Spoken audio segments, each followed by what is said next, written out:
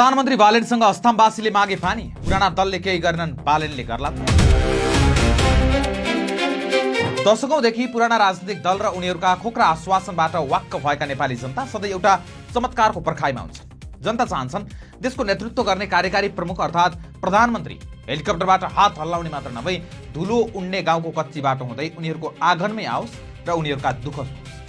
आज हामी यस्तै एउटा रोमाञ्चक र जनभावनामा जोडिएको खबरको चिरफार गर्दैछौँ। पोखराको कोलाहालबाट केही पर चारैतिर मनोरम हिम श्रृङ्खलाले घेरिएको कास्कीको माछापुछ्रे गाउँपालिका 6 स्थित अस्थाम गाउँ शुक्रबार एकाएक राष्ट्रिय चासोको केन्द्र बन्यो। कारण थियो देशका प्रधानमन्त्री बालेन्द्र शाह बालेनको अप्रत्याशित र अचानक भ्रमण। शुक्रबार बिहानैदेखि अस्थामको उकालो र अप्ठ्यारो बाटोमा सुरक्षाकर्मीहरूको गाडीको ताती लाग्न थाल्यो। सुरुमा त गाउँलेहरू अलमलमा परे, तर जब उनीहरूले देशका प्रधानमन्त्री बालेन शाह आफ्नै गाउँमा आउँदै गरेको सुइँको पाए तब गाउँमा एकाएक खुसी र कौतूहल छायो।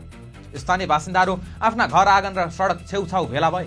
उनीहरूको आँखामा देशका कार्यकारी प्रमुखलाई प्रत्यक्ष देख्ने र मनमा वर्षौंदेखि गुम्सिएका समस्याहरू सुनाउने व्यग्र प्रतीक्षा थियो।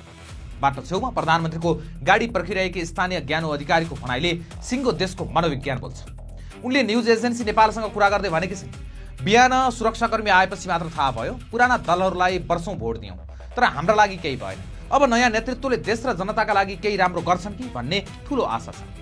ज्ञानु अधिकारीले विकास मात्र मागिरहन्, देशमा बढ्दो अपराध र महिला हिंसाप्रति आक्रोश पोख्दै प्रधानमन्त्रीसँग कडा कानुनको समेत माग गरेका छन्। उनले भनेकी छिन्, साना नानीहरूको बलात्कार र हत्या जस्ता जघन्य अपराध गर्नेहरूलाई जेलमा मात्र थुनेर पुग्दैन, विदेशमा जस्तै कठोरभन्दा कठोर सजाय दिने कानुन बनोस्। बालेनज्यूबाट हामीले सुशासन र कानुनी कडाइको ठूलो आशा गरेका छौँ। दर्शकवृन्द, अस्थाम गाउँ प्रकृतिको अनुपम वरदान पाएको पर्यटकीय गन्तव्य हो।